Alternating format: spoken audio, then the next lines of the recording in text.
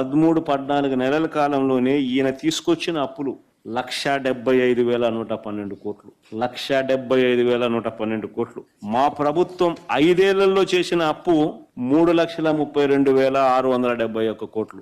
అన్ని స్కీములు ఇస్తూ నాడు నేడు లాంటి గొప్ప డెవలప్మెంట్ కార్యక్రమాలను చేస్తూ, స్కూళ్లు కానీ హాస్పిటళ్లు కానీ రూపురేఖలు మారుస్తూ, కొత్తగా 3 కోట్లు గవర్నమెంట్ రంగంలో కడుతూ, గొప్ప డెవలప్మెంట్ కార్యక్రమాలు మేము చేస్తూ, అన్ని స్కీములు ఇస్తూ, కోవిడ్ లాంటి విపత్కర పరిస్థితులను ఎదుర్కొంటూ, అయినా మేము చేసిన అప్పులు కేవలం 3,32,671 కోట్లయితే ఈయన 13-14 నెలల్లోనే ఈయన చేసిన అప్పులు 1,75,112 కోట్లు. అంటే మేము 5 ఏళ్లలో చేసిన అప్పును ఈయన 13-14 నెలల్లో 52.43% ఇప్పటికే చేసేసినాడు.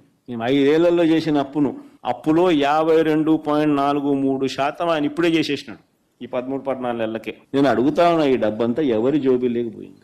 ఏమైందిరా? ఎవరికి ఒక స్కీమ్ ఇచ్చింది లేదు, ఏమైందిరా?